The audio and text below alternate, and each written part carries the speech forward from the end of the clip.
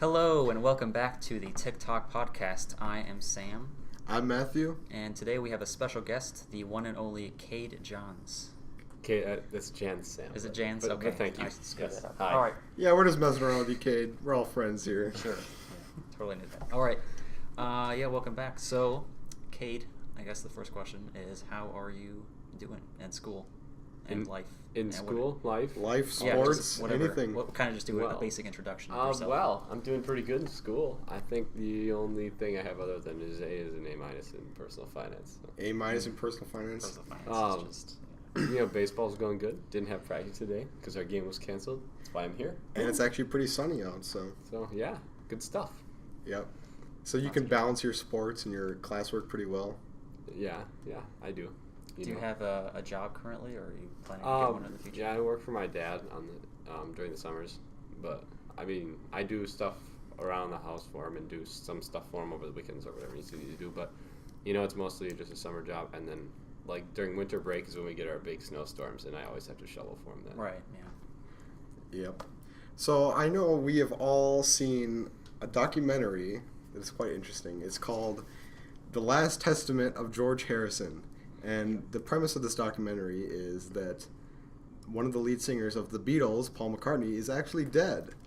And we've all seen it, so maybe we can go into a deep conversation about this topic. Right. Yeah, if you haven't seen it, I don't know, you can pause it, or I don't know what you want to do.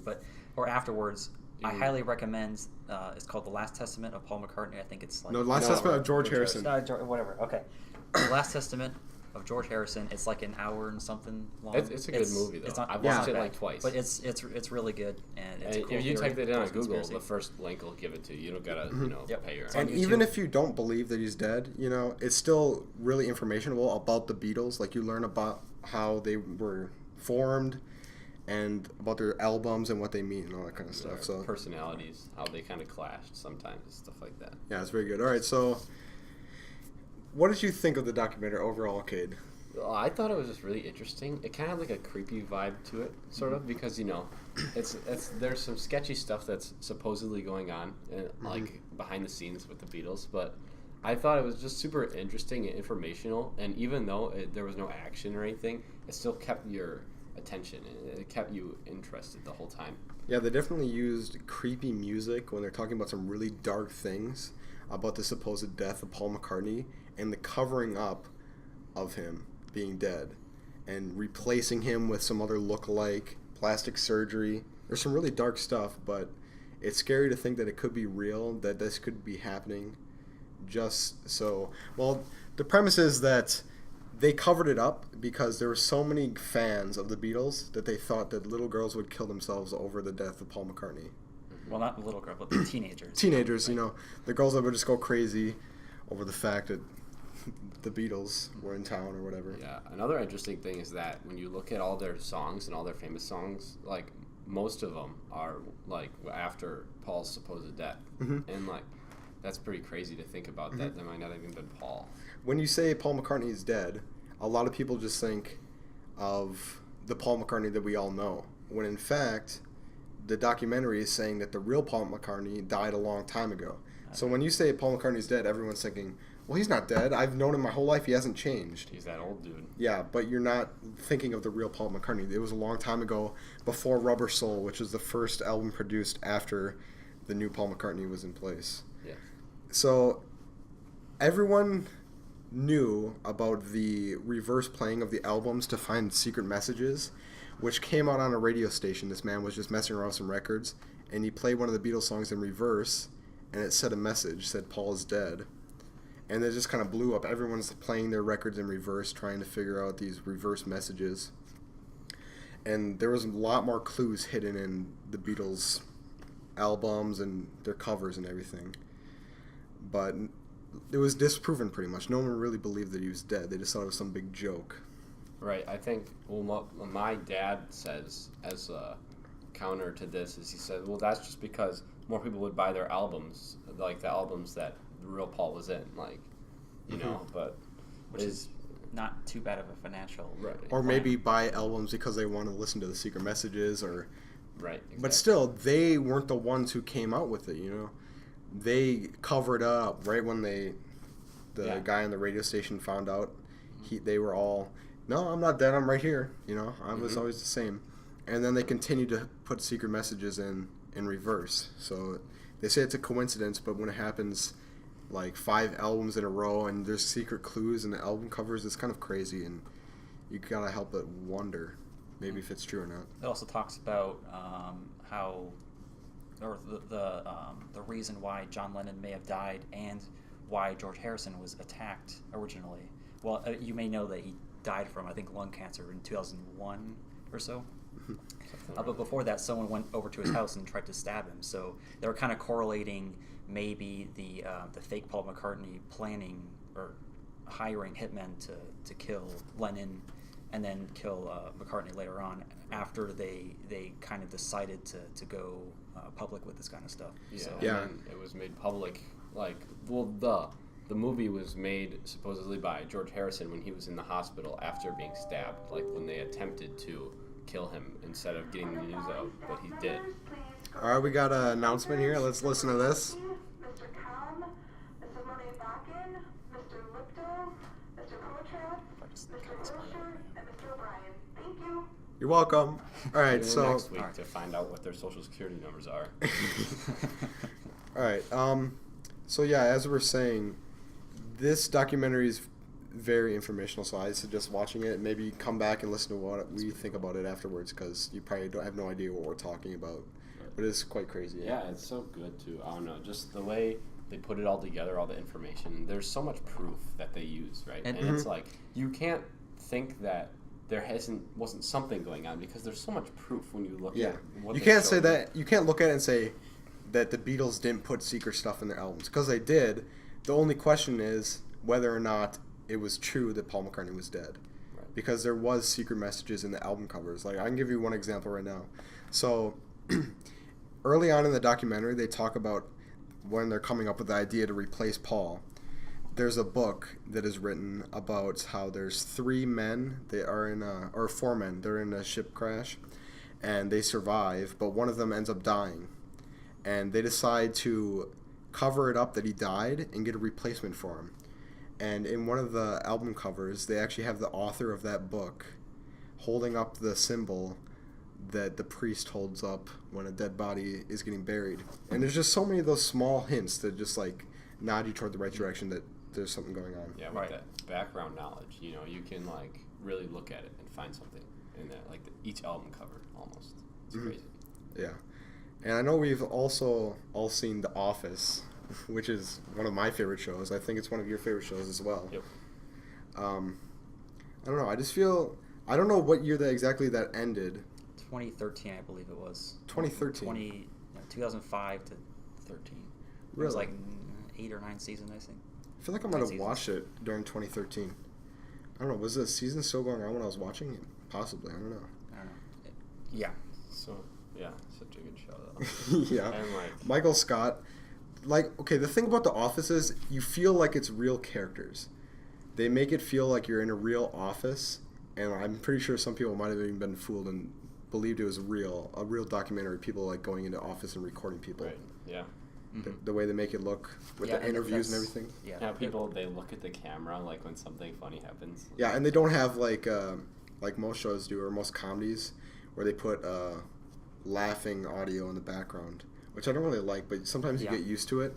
Like with How I Met Your Mother and That 70s Show, they all have the the laughing you don't audio. even Their notice. sitcoms, but this one's definitely more realistic. It has a comedy aspect of it, but it's also, real and a bit of drama. But yeah. I think they also made Parks and Rec, didn't they? The same directors and writers. Yep. I think it was NBC who Those made shows are that as very well. And similar. Parks and Rec was really good as well. I don't know if you saw it. I saw like the I haven't first seen it. season. You have to. It's really good as well. But yeah. Is it better than The Office, Sam? No, it's not better than The Office, but it's still really good. It's still worth. I've seen some funny clips of Ron Swanson from the show. Ron Swanson is the Yeah, best. Ron Swanson's pretty funny. He's It's like How to Be a Man. He opens up a book. Or no, it was something that was like just be a man. He opens up the book. And he's like at the grocery store, and the guy's like, "Would you like to sample our vegan bacon? It's 100% meat free." He's like, "Yes, please." And he grabs a piece and throws it in the garbage. He's like, "Another, please." Oh, gosh. I'm pretty sure he's a comedian too, because I've listened to some of his stand up and it's pretty hilarious. I think it's Nick Offerman. Is Yeah, the Nick actor. Offerman. That's the real actor.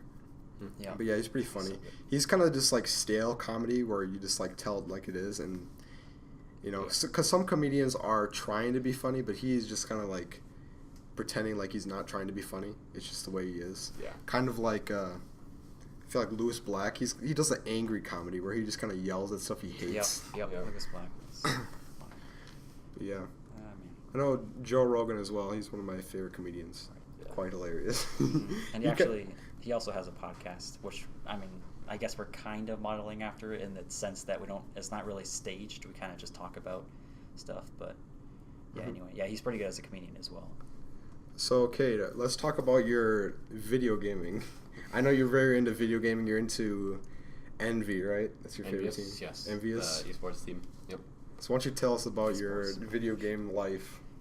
Well, what specifically? Like me, It's how like I played, or like what you play, Envious? who you watch, why you like it. So what I play, I play Smite, which is a pretty popular game around here. It's like League of Legends, just it's mythological gods like Zeus, Poseidon, all that, and then they just kind of go against each other in like a League of Legends type format, a MOBA, which is multiplayer online battle arena, and then there's Overwatch, which is getting pretty famous. With it's like Team Fortress 2. Each person has their own abilities, and you just kind of fight, more of a FPS style game, and then Call of Duty. That's what I play.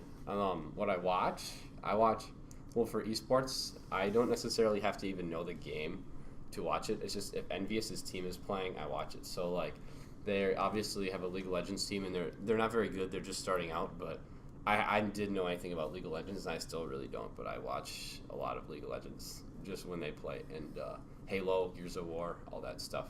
Aside from their COD team, Overwatch team, all that good stuff.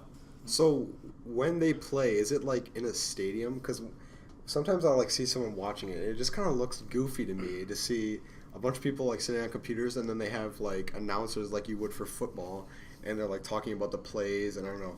Is that what it's like? Well, so there are online tournaments all the time, which are scheduled, and then some teams play them, some don't. It depends. Like, it's not like a big deal. Like, you win money, but it's not a lot compared to them. It's just like to keep them going. And then like they have every once in a while they have a LAN event, which everybody flies in. It's all paid for by their sponsors, of course. And then they stay in the hotels or rent a house even, and then they play in these tournaments, these huge tournaments. Other than that, they have leagues where, like, if you want to play in the league, everybody flies into that city, and then for the 3 or 4 weeks of the league, how long it lasts, they stay there and they play. And then just like E-League, which is on TV now, which is CS:GO, they all fly into that city, which I think is Atlanta, I think. And then they're in the studio and this big stage, and then people can go and watch live, and then they have their pool play games, and then they get put in the bracket and they fight for the money. So do you feel like this is actually going to be a big industry? Yeah. Do you feel like it's going to continue growing, or maybe it will die out eventually? No, it's definitely going to keep growing. I mean, Yeah. I feel like nowadays there's so many kids. Like you go around high school and you ask children, not children, you ask the students what you want to do when you graduate college or graduate high school. They say they want to be a game designer, video game designer. They want to make video games. Everyone's kind of moving towards technology. They want to be more involved with video games. And we have another message here from... Mr. Powell, Mr. Lipto, and Mr. Hilscher to the media center, please. oh, they're going to the media center. Yep, Gotta those read guys some got to go to books. the media center. Yeah. Anyway.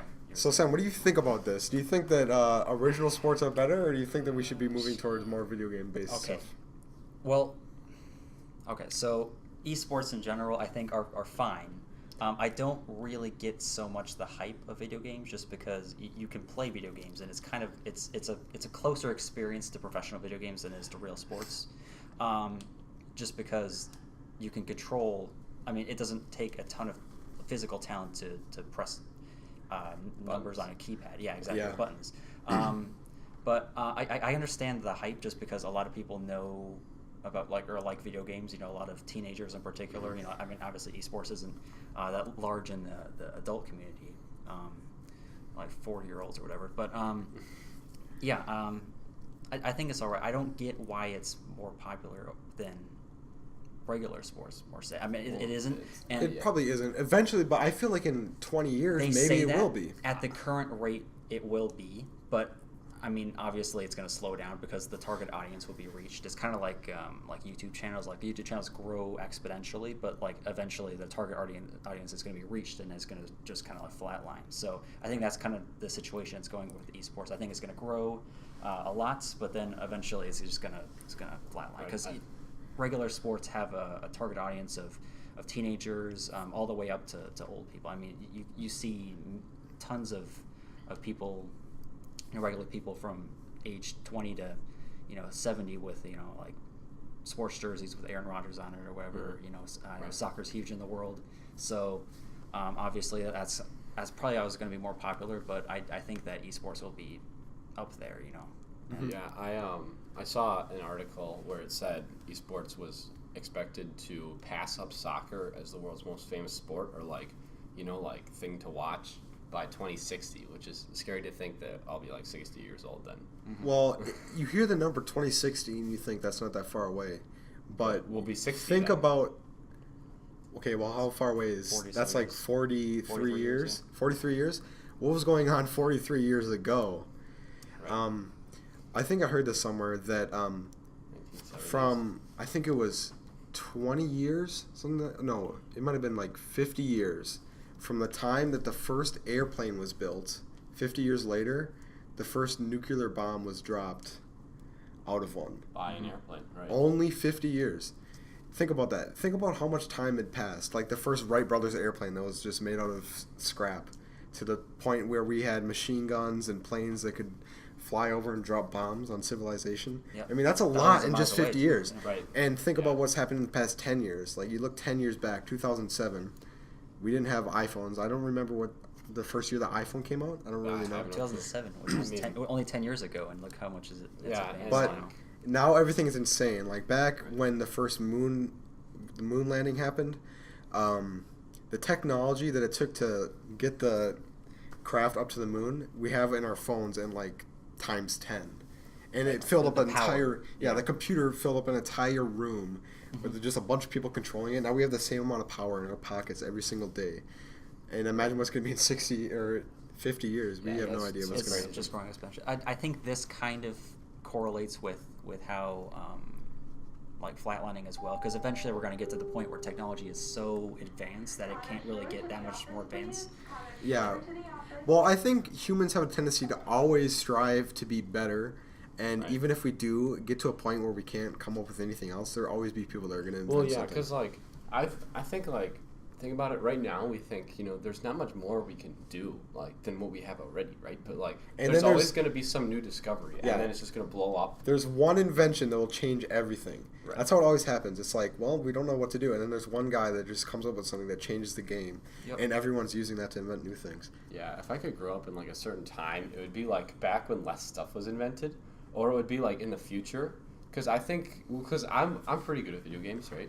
And I think it'd be really cool, like to have like get a college scholarship to play video games. Like Yeah, but if you go into the That's awesome. future, you're going to have no idea Nah, what's going yeah. on. If you go 10 years in the future, just think about how much you won't know. well, What yeah, has but, happened in the like, past if I 10 was years? born in the future, you mean? If you're born... If I grew up in that time period, like Here's an interesting question. If you could have grown up in any time period, not in the future, so either right now, where you were born, or further back, what would it be? I would either pick the 1920s because everybody was partying, You want to be... Okay, Don't- so don't you... go No, into okay, listen to... Okay. Medical advances. Well, So- right, because No, Yeah. okay, you want to be... then you go into the No, depression. But you're like, partying when you're 10 years old. No, if you're born in 1920... Well, I mean, like like 1820 in the 1920s. Other than that, I would say No, I'm saying... Oh, so you want to be in 18. So you want to be born in 19... Okay, so you want to live through World War One, Yep. sure. party during 1920, and then go through the Great Depression. And then Okay. go through And then World War die II. of- I'm talking about that specific time. And then be a smallpox. soldier in World War II and get shot. Yeah. Okay, fine. 'Cause of the But draft. like another time I'd grow up is when my dad grew up, because like now all this stuff that happens, like everybody like if you get in a fight with somebody now, like a fist fight, you go to juvie if you beat the guy out, and like there's Those- so much yeah. of this dumb stuff that goes on today. And I it's completely like, agree. My dad tells me about all these good times he had, like like he well, beating people up isn't a good time, but like just like times were so much simpler back then, and it sounds awesome to like just grow up on a farm, like at that time period, just like living in Ripon in such a small community where everybody knows everybody. You can just go out and be friendly with people where you don't have to be inside and just glued to your phone and computer. I wish I wasn't, but it's just the way the society is. Pretty much everyone's glued to their computer. I wish times are simpler where everyone's just outside playing at the park, where it's just not really that way anymore. Yeah, there's no electronics when my dad was a kid. It was just like ride your bike around and and go down in the woods, like explore and have really crazy stories to tell. Yeah, like my dad, like I mean, now you think about it, like all the especially with sports too, like concussions are so much more common. Like my dad was like he boxed when he was in high school. That'd be fun, like boxing. What did they wear back then? Did they have the big red gloves? I'm guessing they were more padded, but like he boxed at the Fond du Lac YMCA, which is like nobody knew what they were doing, and like the coach didn't know what he was doing either. And there were like two guys that boxed. It was my dad and some like huge dude that he always had to go against, and then like my dad entered like the state tournament, which he had to win like 2 matches to get to the semifinal, which he did. And he went to Milwaukee, and there was this like it was the rave, the Eagles Club. Like it was just filled with people watching these boxing matches. And my dad goes in, and like everybody, the guy he go in against was from Milwaukee, so the whole crowd was like cheering for him. And my dad just like so he just beat the crap out of him. Like it's so like they announced the guy's name, and everyone's like yeah, and then they're like Dick Jahns from Fond du Lac YMCA, and then it's like his mom, my grandpa and grandma, and they're like, this is oh my goodness.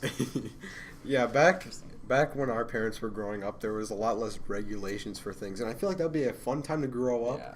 Even in college, you'd college in that time. You'd grow up and be tougher, Yeah, you like, would. Nowadays, kids are babied because of what happened to the last generation. They're like, man, my childhood, I didn't have any regulations, because right now, our parents are pretty much what's in power, Yeah, right. So they are thinking about their childhood and like, man, we did a lot of stupid stuff. I don't want my kid to do that. So now they're coming up with regulations. Yeah, but those experiences are what you need, though. Yeah, I think that being put in a world where you have to like make up decisions for yourself and maybe get hurt a few times is a lot better than getting babied your whole life and never having to get hurt. Because if it's like a vaccine, or the theory of a vaccine, put something small into you and then next time you'll be able to handle it better. Well, if you're a kid and you're getting hit around, you're getting bullied or something, that's what I feel about bowling. Sometimes a little bit bullying is good, because then when it gets worse, you'll be able to handle it. Yeah, I agree completely. Like, there's so many things where these people, they claim they're being bullied, and then the bully, quote unquote, gets in trouble, but really they bring it on themselves. Like, I can think of plenty of people in this school who just I think they get a lot of crap, but it's their fault. Like, they need to learn to not. And so yeah, they take stuff. Either they take it too seriously, or I don't know how to explain it really, but they don't. They're soft. They don't grow. Yeah, they don't grow, and they don't learn from the mistakes they make. And I think that's a big problem. They think if they do something wrong and they get crap for it, that they should blame the system instead of blaming themselves for doing something wrong. The best way to grow and get better in life is to start blaming yourself for stuff that goes wrong, and then learn from it and get better. Right. That's what I think our parents were like. Yeah, because in life, when you grow up, the world doesn't give you, like the world is hard. Like life is hard when you grow up. So if you actually have those experiences behind your belt, you can thrive in the workplace a lot better. Yeah, what are you gonna do? Go protest like a lot of people are doing nowadays? This is what the youth is doing, because they, like the millennials now, they're graduating college and they finally realize, like, crap, I can't blame the system anymore. I can't blame the principal for all my problems. Right. So now I'm just going to blame the government for all my problems? You should start blaming yourself for some problems and get better. And then they'll realize that they're doing everything wrong. Yeah, and the fact that, oh my gosh, so many of those people are such hypocrites, because they say, like, allow the, just be open-minded, like, love everyone. But then when they want to have, like, when a speaker wants to go somewhere, they protest. They like burn down buildings. Be open-minded, except when you're against my opinion. Yeah, right. And exactly. That's what they do, and it's terrible. It's like when Milo Yiannopoulos went over to Berkeley College to speak, and everyone protested, and he eventually get kicked off. Like that.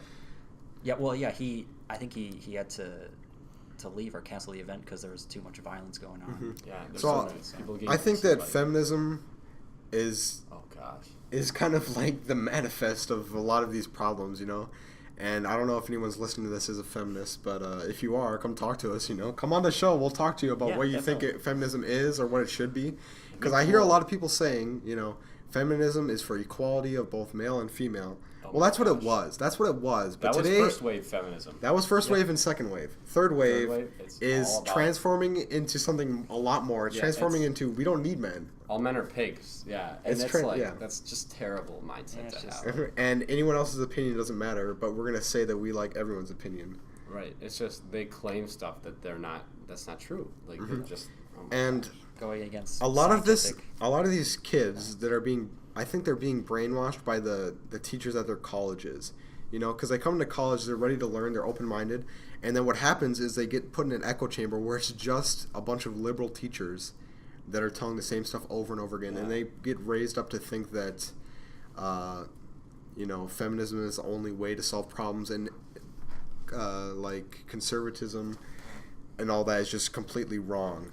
What college should be is a place where both sides of the story can be heard, and there should be teachers that are conservative and liberal, and they can teach the kids and the together. students should be equipped with the tools to come up with their own opinions. Yeah, on make this your own topic. decision. Don't just put your opinion on them, And- because then they're just gonna echo your opinion. Yeah, and like the only place you can actually get both sides, it seems, is like a Christian school or like a smaller school. Because, I mean, you think about it, so many teachers, even in high school, college, everywhere, so many of them are liberal, right? And like, you just when you go to a Christian school, you get that other perspective because even if you're a person who goes to a Christian college, you've probably gone like if you've gone to a normal high school, you know what it's like to just have teachers like almost brainwash you. And like I see it even now with some teachers in our school, like some of the stuff they say, you're just like, wait, that's so They biased. try to That's- pass opinion as fact, and you're just sitting there reading a book that was written by someone who's just writing about their opinion, and they're trying to pass it off as fact. Like, this is how it happened.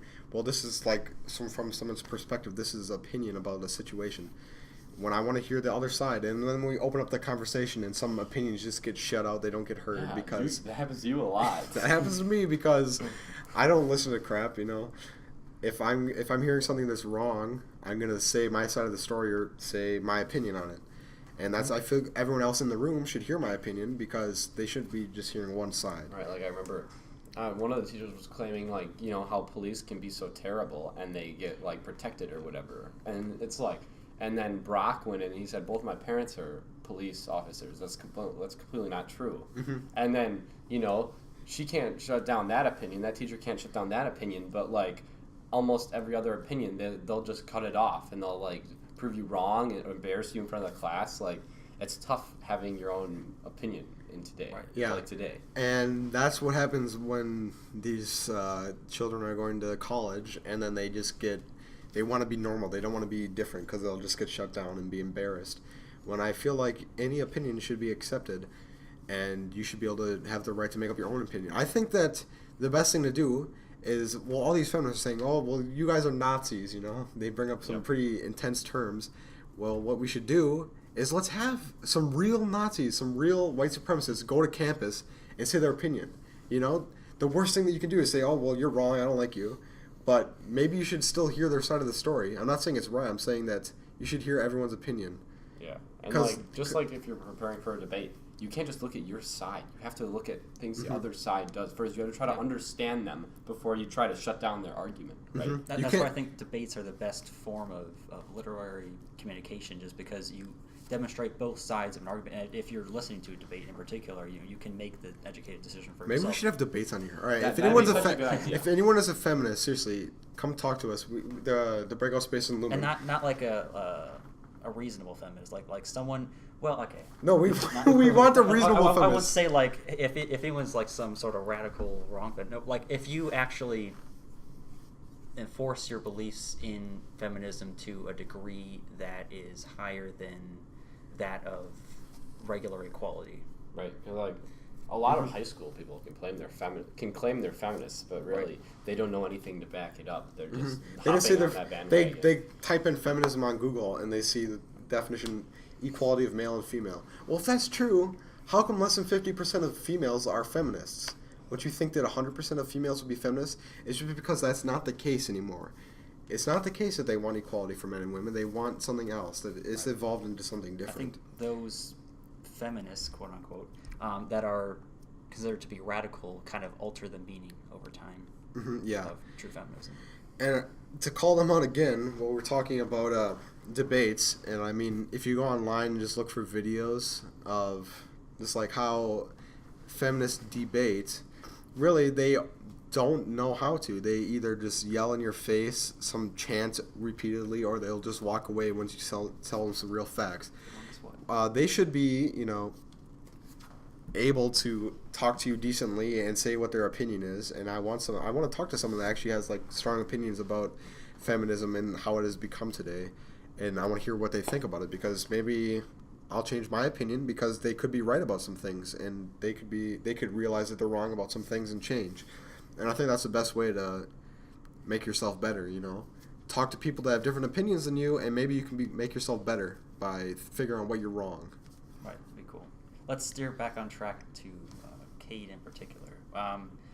Let's see here. What should we talk about in particular? What are you talking about? What I want to be when I grow up? Or... Sure, yeah, why not? So you have your sports and you have your video games. What do you feel like you're going to do when you grow up? Well, I think sports, there's a limited amount of jobs, especially if you're not a player, which obviously that would be way... Very competitive. Right. And I think I would love to get into something in esports, like especially like Team Envious, like if I could get an internship like to that company, and because like just I don't know, I've kind of latched onto it. Like the first esports competition I saw was COD Champs Black Ops 2, and I tuned into the grand finals and Envious was playing, and I started cheering for them. That's how they were my favorite team. But like I just think it's like number one, it's going to be growing, and I think it'd be so cool to have like high school esports teams. There's things like that, like video game high school. Yeah, like exactly. And I love that TV show, or not TV show, but that it's a web series show on too. YouTube. Yeah, but like it's so interesting to just watch this play out, and especially it's something that I like, and I like watching esports, and I'm pretty into esports.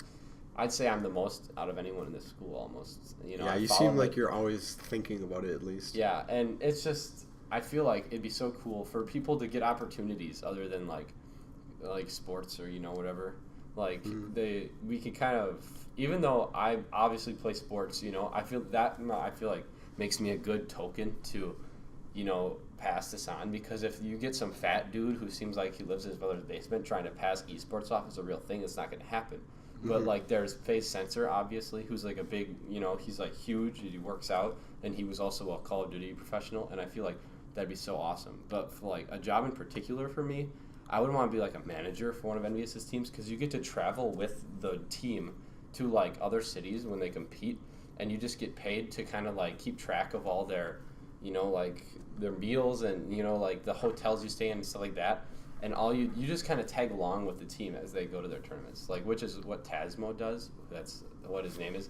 And I'm like, he actually follows me on Twitter because I watch his stream and he knows me pretty well. And so, like, I'd love to, like, see if I could intern or something. That'd be awesome. And for those who aren't like, too familiar with esports out there and how it works, like, how does the team work? So I know you said before the team Envious has multiple teams. Like, how do players and stuff work? Like, how as a business does it run? So, like, there's the organization, Envious. They just started in Call of Duty. And, like, when I became a fan of them, they were just a Call of Duty team, right? And then they expand to different titles, and then what they do is, say Envious, they already have a Halo team, but say they just made one now.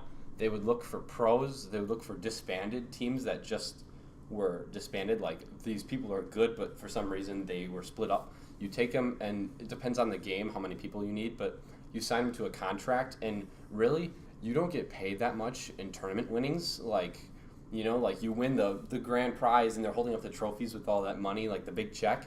You don't get most of that. That goes to the organization. What you get is just a salary, and I think it goes up or down whether or not how good the team is and how much winnings you get, right? And then I think if they realize that your salaries aren't paying, like you're not paying off your own salaries by winning enough tournaments or getting close, then they cut you off, which is what happened. Envy had a Smite team, and they won Smite World Championships a few years ago, and then they just they lost some players and they tried to keep it going and it just didn't work. They just cut it off. So like now I think back in the day it was a lot of tournament winnings, but now it's like a salary. And I know esports players, they get like the type of visas that professional athletes get when they travel abroad, right? So like it's becoming a real thing, and I think that's pretty awesome.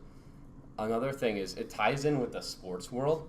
Like the NHL, for NHL, the Bruins, they like are partnered with Splice, an esports organization, like, and a lot of former professional athletes or professional teams like NBA teams are looking into this and buying teams because they want to like partner, right? So like the Celtics can have their own esports team as well, which would be really weird but cool, right? That would be weird, yeah. And like, because esports teams aren't like a location, right? You don't hear the Ripon, gamers or whatever, right? They all just live where they live, usually, in different areas, but like some live in team houses, like so they're all in the same Wi-Fi and like they all live together. But like, I know the next Overwatch League this Overwatch League is coming out. The teams actually have their own arena in their own city, like Envious. They're based out of North Carolina. They always have been, so that's where they'll be. But other teams, they're like latching onto different cities. And I think it'd be cool to have that like location because that would also play into home field advantage, right? And stuff like they'd go into that city to have to play an away game like against them on like because the crowd obviously in any sport is like a big motivator and it's like can change the game, right? So I think it'd be really cool. Yeah. Do you think these advancements are gonna like happen in the future? I think it will. I know like Envious is building their own arena in Charlotte, right? So. Okay. They all live like in these apartments right next to where the Panthers play. Yes. And so like I mean they're right there, so they go to Panthers games and stuff, of course. But like it's a city they picked because it has super good like internet infrastructure, and like they did a Wi-Fi test and Hastro posted it online once, and it was crazy, like 0 ping, and like his upload and download speeds were like 6 gigabytes or like 60 or something like that, like crazy. 60 gigabytes? It was. I'll have to show you because I can find it on Google, but it's just insane how good it is. And like that's another thing is I think with as many technology advances that we've had, we should have like Wi-Fi everywhere. Yeah, right? I know there was a thing that was going to happen here. Well, what was that called? I can't remember the exact name, but there was someone that came in here and said they were going to get Wi-Fi for the whole town, but it never really happened. But I know there's Google Fiber, which is starting to pop up everywhere, where you pay like a certain fee every month, and then you get like really fast internet, like a gigabyte a second. But I know that currently, I'm pretty sure it's Tokyo has the fastest Wi-Fi in the world, which is like over a gigabit a second. And I'm not really sure what a gigabit is, but I know it's more than a gigabyte. It's more maybe like 100 gigabytes. Probably something like that. Anyway, well, it's been really good having you on, Cade. You're definitely good passionate to about a talk lot of stuff like esports, and Sports maybe we'll have in you on again sometime. Or maybe as a group thing or whatever, or I don't know. Yeah, I mean, maybe you I come could on- definitely be in a few political discussions. I mean, political- obviously, I think I agree with you guys, right? But if we had like a larger scale debate or something, Maybe with have like a lot of people. Us three, maybe have a couple feminists. I know, or like, We just can have some other- debates. Cause I'm I'm thinking debaters. Brock would maybe be on this for political or stuff like that. Brock would. Yeah, he's pretty well, smart about Brock that, so. is, he's a good guy. He's in the middle, and he just goes whatever he likes. He doesn't just say, well, I'm conservative, so let's see what conservatives like. That's what I try to do. I don't go for a certain party just because I want to follow everything. But anyways, that's going to be the end of the podcast. Thank you guys for listening, and goodbye.